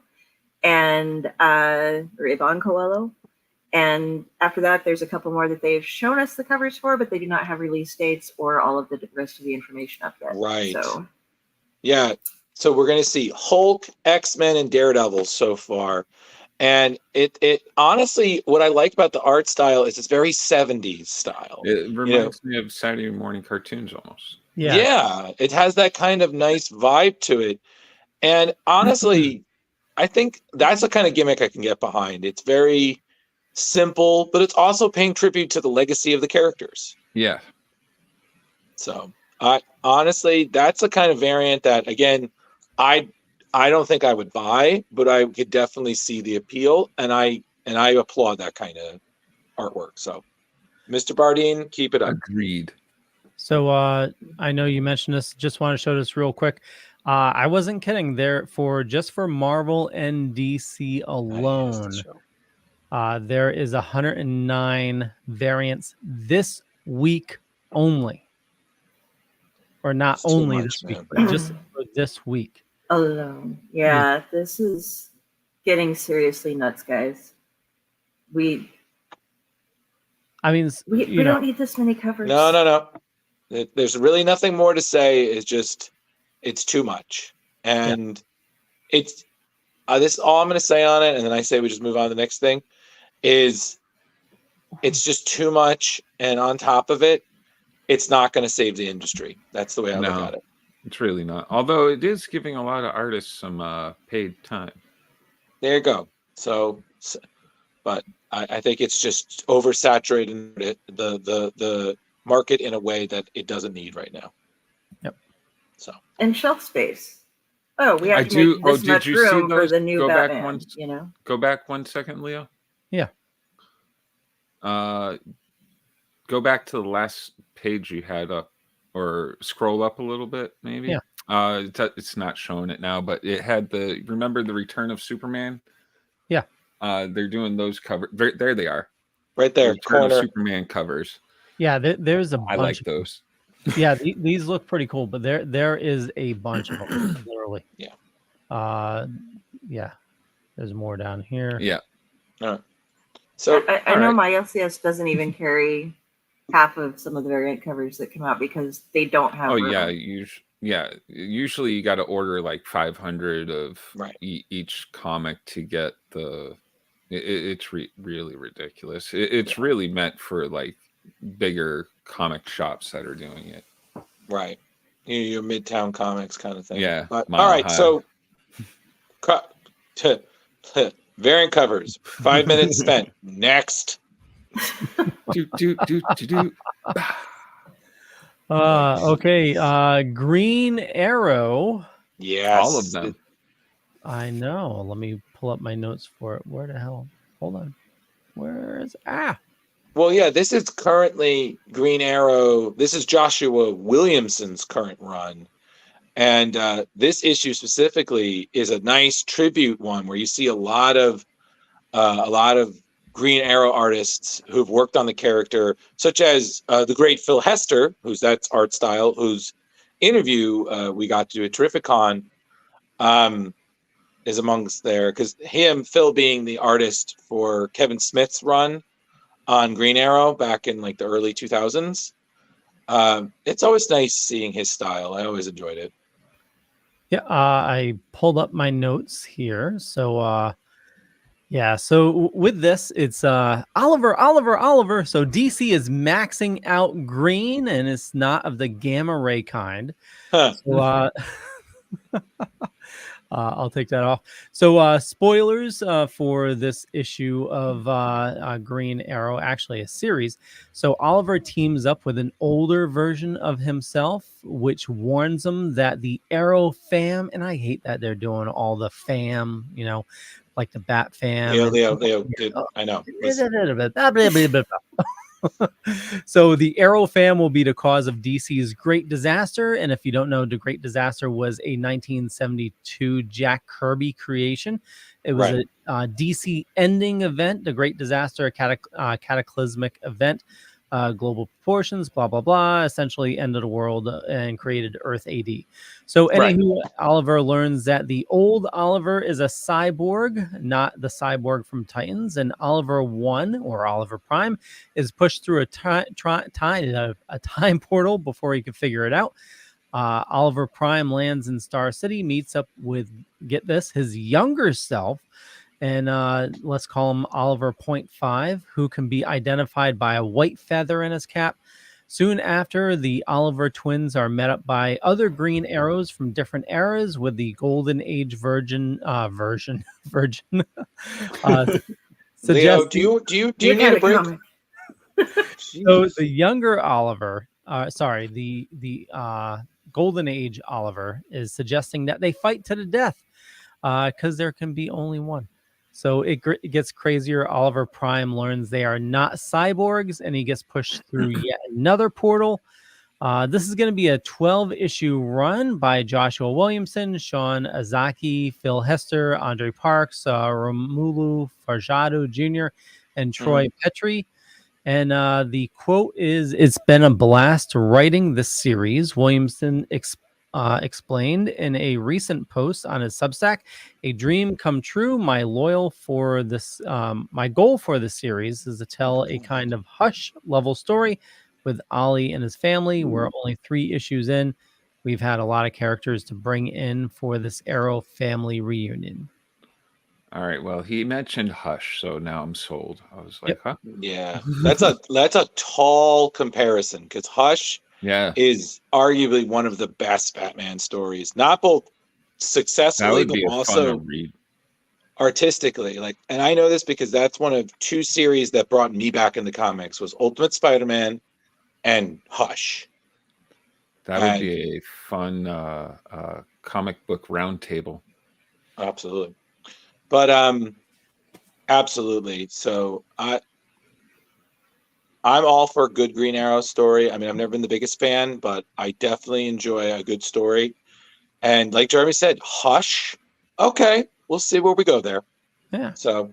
And my apologies. I knew that was a little long, but I did my research for the news. No, that wasn't what worried us. Is that there's a lot you flubbed a lot of words. I did. I think you're a little more tired than you realized. I was trying to get through it fast, and also I'm feeling kind of crummy today. So, anywho, so Philadelphia, Jar Jar. Oh, that would be me. Yes. Hold on one second as I pull up my notes. So, Jar, can I just say I started reading this book recently just because I read this story and I was like, wow, that's awesome. This story, really cool. We have to cover it at some point. This is a great vampire story. Is it based mainly around vampires?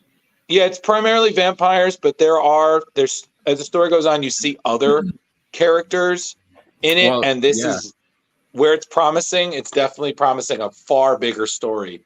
So with this, I mean, geez, what a big shift. Coming up in issue 31 from Image Comics, a fresh story arc kicks off with an exciting guest appearances. The issue will feature none other than Todd McFarlane's Spawn, alongside Eric Larson's Savage Dragon, as well as Blackula and the iconic Count Dracula. This installment promises a thrilling clash between heavenly and hellish forces in the streets of Philadelphia as Spawn joins the mix, adding a dynamic twist to the urban horror series. This issue serves as a perfect entry point for new readers and is poised to reshape the Philadelphia universe with unexpected character crossovers. The series, which has earned an Eisner Award nomination and consistently sold out, continues to surprise fans with landmark storyline that brings recognizable characters from outside Philadelphia into the mix. Drew's little synopsis there makes it even more interesting to me. I thought this was going to be like one of Image's first crossover the universe kind of thing. No, it honestly, I've been reading it. It's fantastic. The history, the explanations, and also to its credit, its success. It's actually a Leviathan or whatever films acquired the rights to do a television adaptation with Barnes attached as a producer. So that was back in 2020. I don't know exactly where it's going, but if that happens, I'm there. Because if they adapt that well, this shit will be awesome. So that's all I'm saying. Very good. Yep. November 15th, I believe, is the issue. Philadelphia 31. Guys, I just got to say, if you need a horror fix, like of Carrie, this is worth reading. So definitely enjoying it. So cool. That's a big story. You got 2 different Draculas and you got Savage Dragon and Spawn. Fuck, man. So speaking of Carrie, Marvel and Magic, what do you got there? Yeah. Okay. So this is awesome and kind of awesome and kind of not. So Hasbro and Marvel are teaming up, and they mentioned it back in 2021. They're going to release a new series of Magic the Gathering cards under their sub-brand Universes Beyond. Now, the thing about Universes Beyond is that the cards that are used in this sub-brand, you have to know something about Magic for this, are not used in standard legal or type 1 or type 2 play, which is the most widely used format for tournaments, because they try to keep just using the newer editions and stuff that come out to keep people buying stuff. But they will be allowed in the Eternal formats, which are like Vintage, Legacy, Commander, Pauper. And those are things that a lot of people play at home so that they can use their old cards. And there's some restricted ones and stuff in those sets, but you'll be able to play with the Marvel heroes and your goblins and your stuff from back when Alpha and Beta were being released. But the thing about Universes Beyond that's kind of cool, they have been releasing different ones, and they have more up to come. So what we have so far, they have released series, and each series has multiple sets. Some of them only have one right now, but most of them have a number of them. For The Walking Dead, which came out right before the brand, they grandfathered it into it. Then they've done Stranger Things, Arcane, Street Fighter, Fortnite, Warhammer 40K, Transformers, Dungeons and Dragons, Lord of the Rings, Creepshow, Doctor Who, Evil Dead, and The Princess Bride. And coming up in 2024, besides this, will also be Jurassic Park and Jurassic World is coming out at the end of November, and they'll be releasing Fallout, Assassin's Creed, Final Fantasy, and Marvel in 2024. Yeah, so if you've heard about the One of One ring, that was part of the Lord of the Rings set that was sold to Post Malone for $2 million. They printed a single foil variant card of the One Ring, which it actually technically isn't a great card in the game. But, you know, somebody randomly opened it up. I think it was somebody in Brazil. He happened to be a collector, but like I was saying, this is what I found out. The foil on it rolled enough, even though he knew how to treat it properly, that it was already a 9 when he got it graded. But because they sold that well, now Hasbro is thinking of releasing other single card things throughout the universes that they release. And so there is speculation that they might try to do something similar with an Infinity Gauntlet, is what they thought would be a good for the Marvel Universe thing. But this is only website speculations. They haven't posted any of the art release or anything yet. Leo, you're muted. I feel like that's just such a mean thing to do to the collectors. Yeah, like, put that one card out. Well, not only if that, a kid gets it. Well, I'd be happier if a kid gets it, because like it's a game. I'm like, yeah, but I mean, there's like only one, and like, and it's costing $2 million. Well, it was okay. No, there is a One Ring card that is released that everybody can play, but they made a special collector's edition called the One of One card, but that they're calling it's like a Willy Wonka golden ticket. They put it into random packs and shipped it out, so it was somewhere in the world. So everybody can play or can get their hands on a regular One Ring, which, like I said, is kind of a shitty card. But there was only the single, and it was done with foil effects and completely different than the regular artwork and stuff, single card. Well, it was also worth $2 million because that's what was it, Post Malone or something? Yeah. It was well, it was well, he bought it for that much. The person who had it, I've read quite a bit about this, was offered. There were offers already posted by comic book collecting company or like comic book shops and game stores and stuff, posting up offers, and the highest that they had reached was like $2 million. Just for when somebody finds it, they were willing to pay that much because nobody had found it yet. And so the guy who opened it was a huge Post Malone fan. And so he offered him that rate for the card.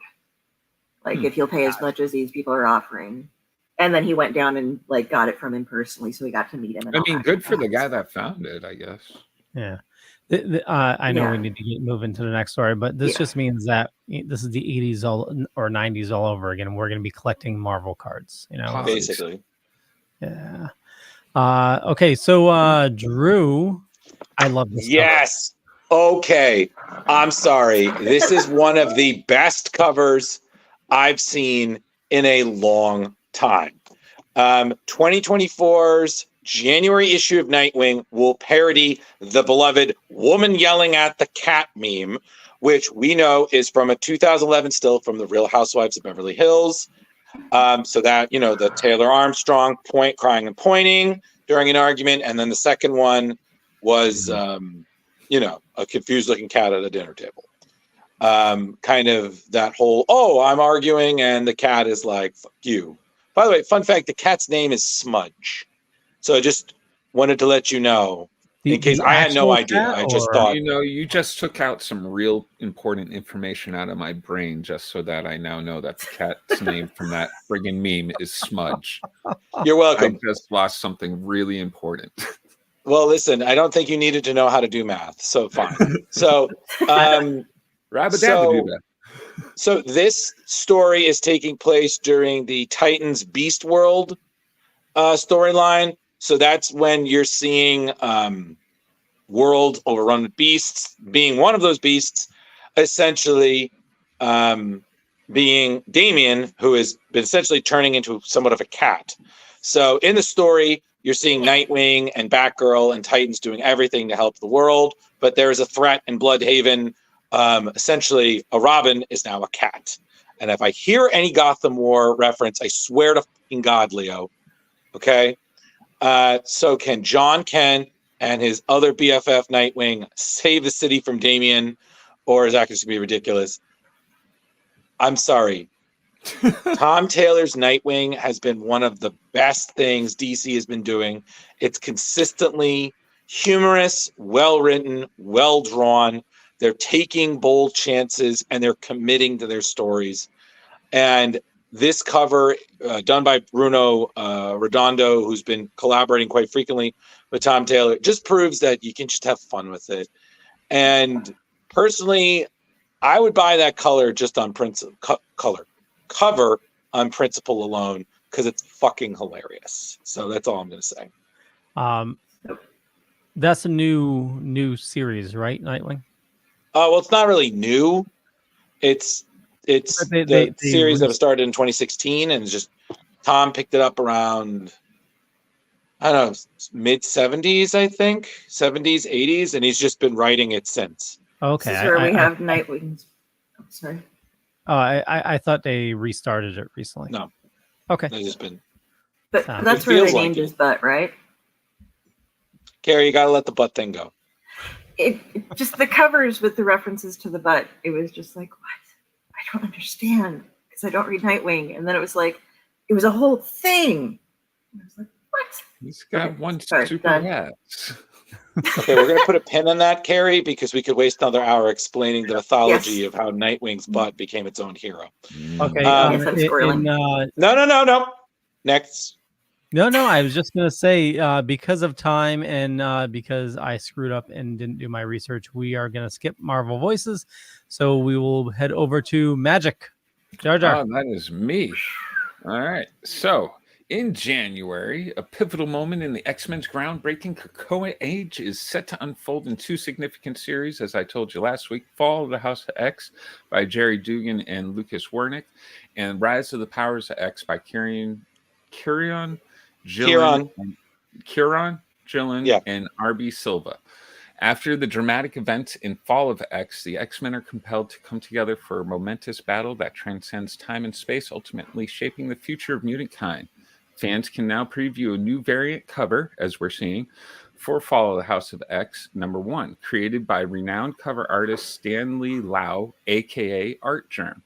In this striking artwork, Art Germ features one of the X-Men's most iconic members, Magic, who has become a popular figure on comic book covers.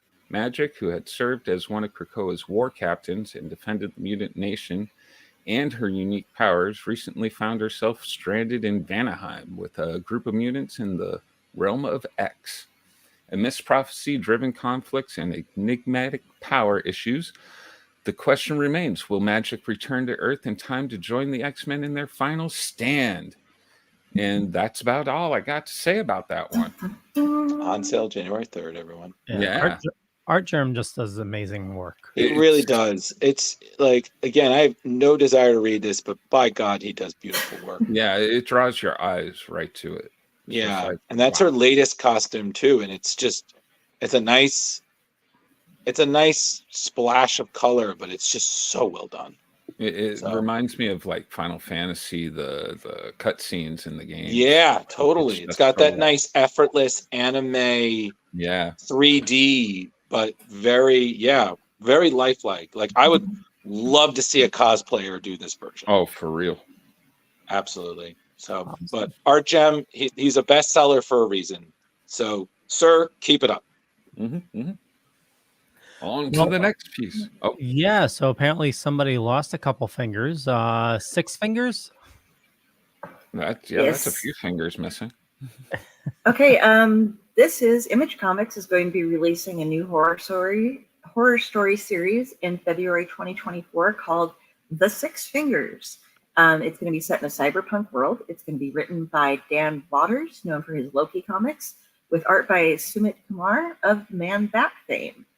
And I've read those little pages. It's very interesting. This artwork is made from flesh and such. And the official image description of the first issue is a Nia Novena archaeology student, Johannes Vale, has always been so very in control of his life. But when he commits a brutal murder using the MO of an historic and notorious serial killer, everything begins to spiral out of control, primarily as Johannes doesn't remember doing it. What follows is a deadly cat-and-mouse game as Johannes seeks refuge in the rain-soaked streets of Nia Novena. He will stop at nothing to unravel the secrets and ciphers of what he did and why he did it, but each revelation only leads further into the dark heart of his future metropolis and Johannes' own heartbroken soul. So, looks like it's going to be very interesting. Got the little like cyberpunk thing going on, along with the bits of mystery and a bit of horror thrown in. So I think it was really interesting, and the artwork is fabulous as well. Yeah, it's got good setting, good plot line. What I read was good writing. I'm down to read issue 1. I don't know about you guys. It looks interesting, yeah. Leo? Yeah.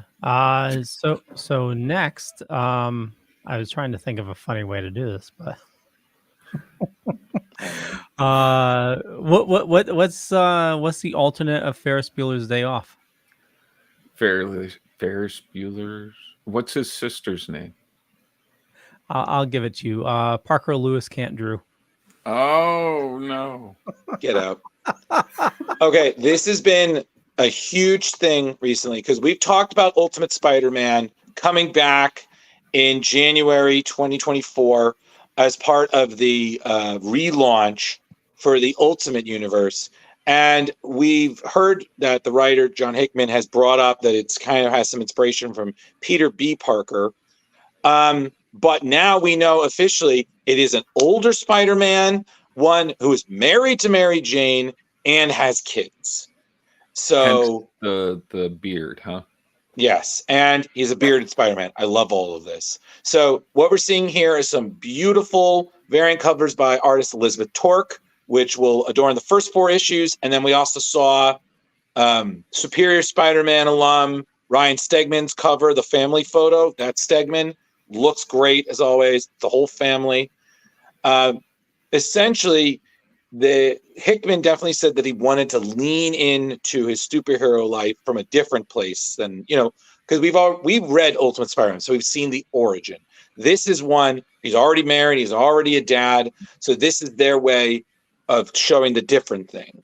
And I think it's also a slight kind of fuck you to what they're doing to Spider-Man currently in the main Amazing Spider-Man, because him and Mary Jane aren't even, she's a stepmom to another family. They're not even a couple.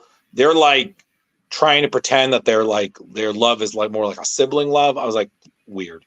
What? So I don't really think so, but I found it really amusing that the Ultimate Universe is showing that essentially what we've known for years, that they could still be married and still tell the great stories that are being told, but Marvel wants a single Spider-Man, I guess. Wouldn't it be hard to wear that mask with the beard that he has going on there? It's doable. It's doable. A lot of moisturizer, it's like Carrie. poofy. I'm with Carrie. But I mean, like, But I mean, You're like, gonna to have pull it hairs over. sticking out of the mask. Yeah. He's gonna be like, Yeah, but then when you take the mask out, it pulls on the hair. Oh, that would oh be right, painful. Yeah. Well, we'll have to see January 10th how he does it. clean shaven, Right. Peter. Gotta be But clean shaven. I am pumped. So I will definitely be buying that issue 1, not because it's going to be a selling item, just because Well, I'm so pumped to read another Ultimate Spider-Man story. And you got Yeah. Hickman doing it, Marco Cicchetto, who's a fantastic artist. So that shit's going to look gorgeous. I'm so ready. Mhm. Oh, the Ultimate Universe is dead. Long live the Ultimate Universe. Next, please. Awesome. Very cool. So something we've all been waiting for is a Wildstorm character is returning. We have Yes. So I know Brandon's going to be psyched about this because Yep. this involves Planetary. I know he loves that series. So news everybody's been waiting for: the drummer, and it's listed as first name the, last name Drummer, is returning. The drummer first appeared in 1998's Planetary preview, and they're coming back for a new Outsiders series by Jackson Lansing and Colin Kelly. And for those of you not familiar, Planetary is a series created by writer Warren Ellis, and John Cassidy was the artist, published by Wildstorm imprint of DC Comics. And it ran from 27 issues from April 99 to October 2009. So Planetary, describing themselves as archaeologists of the impossible. Planetary is an organization intent on discovering the world's secret history. Funded by a mysterious fourth man, the field team consists of 3 superhuman beings, and the field team travel the world investigating strange phenomena, including monsters, aliens, and whatnot. Well, yeah, but correct me if I'm wrong, Leo. Like, this book by Lansing Kelly and their creator, collaborator Robert Carey, it almost sounds like it's kind of this version of the Outsiders is like a riff on Planetary, because Correct. you have this small team. You've got Batwoman, you've got Lucas Fox, aka former Batwing, and now the drummer. They're exploring the multiverse, right? Yep. So that's why I wanted to give everybody a heads up on what Planetary was, because they are considering this a rough or a riff, as you mentioned. So the cover of the Outsiders suggests that drummer may be a woman in this incarnation. And okay. Yeah, so the synopsis, and you can tell because let me see, where'd the cover go? You see the woman here holding a drumstick. I'm assuming she's the drummer. tongue in cheek there. Yeah, I know. So synopsis, only 2 things are certain about the mysterious door that has appeared in the Outsider's ship. The first, it was opened by the drummer using a set of multiversal coordinates discovered in a dream. The second, their computers have identified only as a narrative singularity. For most, to step through such a door would be unthinkable, even insane, which makes it a perfect mission for the Outsiders. As Kate Kane, Luke Fox venture into the unknown reaches of the multiverse, they will fall deeper and deeper into a maze of darkness. Guided by unfamiliar versions of familiar faces, what is the strange world they've discovered? How are they connected to it? And who is lurking in the shadows, ready to destroy it all? And I believe the drummer is a computer whiz, if I'm not mistaken. Drum things. It's been Leo, the last time we saw this character was 2004. So this is a post Flashpoint version. Yeah. It's really hard to say, but to be quite honest, this is the kind of things I want to see in DC and comics. I want to see, not afraid to take the story in different directions, use underutilized characters again, and kind of reintroduce them to audiences who may not be familiar, because like we've discussed today, it could be someone's first comic. So they kind of want to know, like, oh, what's that? Then they discover Planetary, and then they might find something else they like. Comics are good stepping stones like that. I feel like they've tried to reintroduce Wildstorm a few times now in the recent past, and like it just doesn't seem to catch on. or Well- they just don't go anywhere with it? Well, I think the thing being is that what they're trying to do is, because I've seen Grifter in Batman, which is fine. Cold Cash has always been that kind of guy. And then we've seen other characters. We've seen Zealot pop up. We've seen a bunch of them popped up in the, I think it was Urban Legends series. Like a lot of them have been popping up. So I think it's just like you have to slowly integrate them in a way that you maintain the characters and the history, you reinvent what needs to be reinvented, but you also put them in a context where they'll stand out in a world that's, let's be real here, it's full of a lot more heavy hitters and big powers than the original Wildstorm was. So. Now, the Outsiders, the previous incarnations was that was a Batman team, right? Right. Yes. Yeah. Mm-hmm. Okay. Yeah, it was I Batman. Batman Link. This one, it's a little different. It's taking it in a different direction. I mean, yeah, you've got Kate and Luke there, so you got some connection to the Bat family. But it sounds like they're really doing more of their own thing, and honestly, that's great. Oh, totally. So this is in store January 9th. So I'm also intrigued to check this out. So we'll see. Yeah. Sounds good. Okay, Carrie, Weapon 8. All right. So this is going to be released in February of 2024. Marvel is releasing a 4-issue limited series, Edge of the Spider-Verse. Right. There have already been 3 series under this name. There was a 5-issue run in 2014, another one in 2022, and a 4-issue run earlier this year.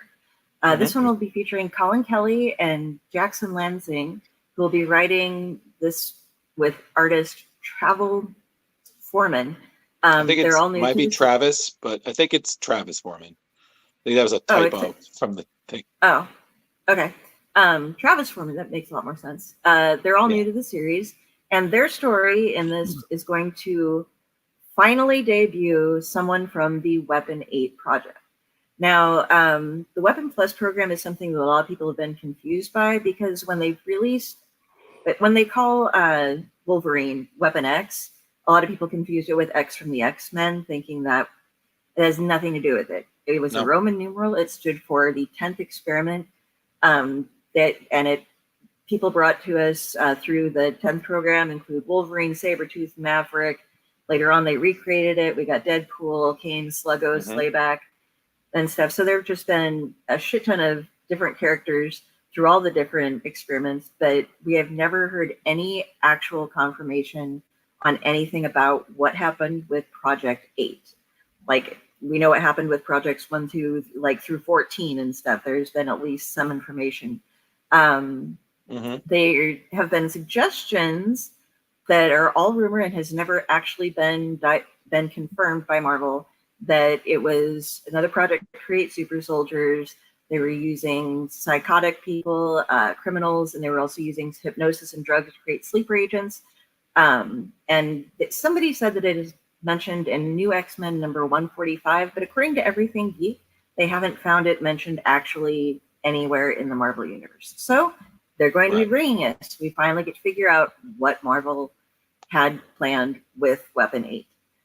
Also in the first issue is a story about Spider Bite, BYTE, and that is a character who is in the animated film recently, Spider-Man Across the Spider-Verse, and first debuted in 2018 in Vault of Spiders number 1, written by Nyla Magruder and with artist Eric Gapster. Okay. So we get the new Spider-Verse, and we also finally get to learn what Weapon 8 is, or Project 8. So essentially, it looks like character saying is in this universe, it looks like Spider-Man was Weapon Plus related. Potentially, or somebody used it, like when they redid for like the Deadpool with Weapon X Part 2, basically in the Reshlep K. They used his DNA, so perhaps they at some point have gotten a hold of some of Spidey's DNA and used that to create a character, a new character or a new type of weapon, because definitely you want his powers, but it looks a little techy. So I don't exactly know. Well, and again, Spider-Verse, I did a lot of researching on this, and I can tell. the Spider-Verse has been pretty good at launching new characters. I mean, the first one we saw Spider-Gwen and Penny Parker, who, as we saw, made their debut in the original Spider-Verse movie. And as we know, Spider-Gwen, or Ghost Spider, ended one of the longest real deaths in comics. Yep. Yeah. So sad. It's just what we need, another spider character. Spider Boy. Well, Spider Gwen. and please don't. Silk. maybe it's an enemy. You know, it doesn't say because. Well, I didn't say it was a hero. It's just another spider character. Oh wait, listen, I'm always down for just a good Spider-Man story, and it's always nice to see in a different context because it's basically their Elseworld in it. So, hey, we'll see. Because if it sucks, then we just forget about it like we've done all the other ones. Yeah, and then they'll remind you about it, 20 years from now. There you go. Exactly. Remember this guy? Know what Weapon 8 is. Remember the story everybody hated? Well, it's back. Clone Wars. Yep. And next. Thor Drew. Yes. So, more Thor. So this is my last story. So essentially with this, this is related to the preview for November 1st, aka tomorrow. The Ultimate Universe is back. So this is following the stories that we've seen from Ultimate Invasion. We have the new Ultimates that are forming here. So you've got Iron Lad, aka Tony Stark. You've got Lady Sif there. You've got Thor. You have Reed Richards, who suspiciously looks like a new Doctor Doom, all in one shot, featuring work by Hickman, one of his collaborators, Stefano Caselli, who's known for Spider-Man work, and colorist David Curiel. So Thor is going to be confronting Lady Sif, who apparently is not his lover in this universe, but his jailer, with the intention of getting back his famous hammer Mjolnir, one way or another. So, as we can see here in the preview pages that were provided, thank you. Thank you. So Thor, 100% is still kicking some super ass, and he doesn't need permission to wield Mjolnir. Like, we've seen it where there are certain times where he can't wield the hammer because he's not worthy, or some sort of charm, or somebody else steals it or whatnot. This Thor has apparently been jailed in a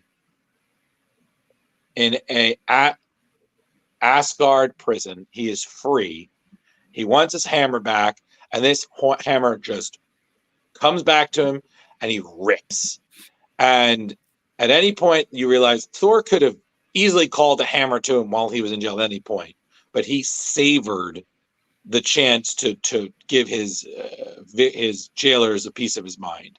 So this Thor is no problem beating the crap out of Asgardians. So this is a very different kind of Thor than the Thor that we saw in previous Ultimate stories, who was a god, but he was a little bit more benevolent, a little bit more of a pacifist, but he had absolutely no problem, slugging his hammer in Hulk, the Chitauri, even other Thor versions. So to be quite honest, yes, more Ultimates. Let's go. This is out tomorrow. Please check it out. Now, just to be, you told me this once before, we don't have to have read the original Ultimates to know what's going on. Yes, the only thing that you would need to read is the 4-part issue of Ultimate Invasion, which essentially resets everything. It's a brand new Ultimate Universe that's really more for our contemporary age. There's a lot of ground to cover.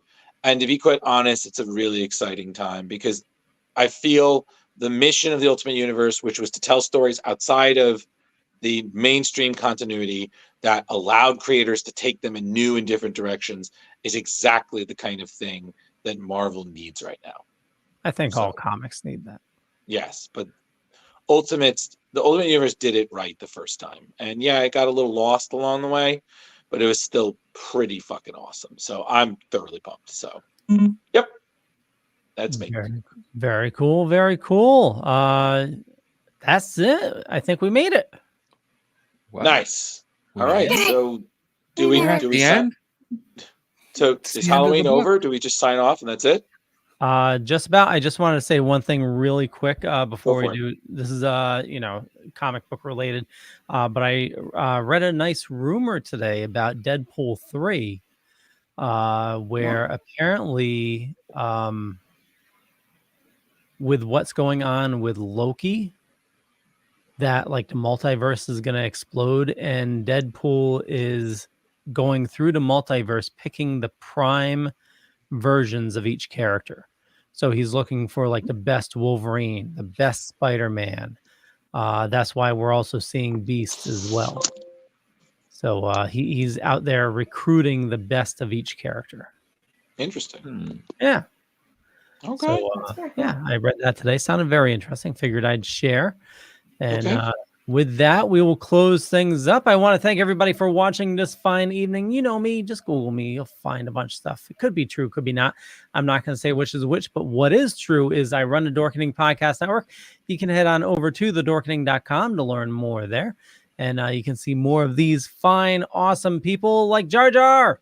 Hey, follow me on Facebook. I'm Jeremy Courtney. And if you feel the need to listen to something new and fantastic, check out the Re-Education of Nancy Ann Ritter. Episode 3 dropped this past Sunday. You can check that out anywhere you listen to podcasts or watch podcasts, YouTube, Spotify, any of those things. And check out Comic Book Lovers Buy, Sell, Trade, and Auction House on Facebook, and join the 30,000 other people that are buy, selling, and trading. And, of course, check out Splash Pages every Tuesday at 8 p.m., where we'll all be. Very cool. And our YouTube. Go check out our YouTube. Our YouTube. Some great videos going on there, hey? Yeah, the Krakoa one's at 2,500 views right now. Oh, wow. Yeah. Carrie. Hey, everybody. You can find me at, where is it? Carrie Sanders. On Facebook. You see Crow is the avatar. That's me. When I'm not here on the Dorkening, I am over at the Owlite Network. I go by Delphine there, and we do a lot of different shows about storytelling, and we rate some horrible movies as well. So just keep an eye out for us over there, but you can find all my links at Carrie Sanders on Facebook. And this is Hinata, and she says she loves it. Head over to Drew. Hi, I'm Drew, and I'll be concluding your night. I'm on Facebook. My Instagram is GhostBusterman1984. I'm trying to get back to writing for Screen Rant, so eventually that'll happen. I'm here every Tuesday with these great people. I'm perpetually trying to work on being other shows to stretch my legs and fulfill my Galactus-like vanity. So, Re-Education and Nancy Ritter, you're next. But all jokes aside, everybody, we've got a great couple of weeks left until 2024. So stay with us, see how we end 2023, as it's been a great year for us. And you're all beautiful and wonderful. And I wish you all a happy Halloween. And with that, we're out of here. Bye, everybody. See you in November. The button's not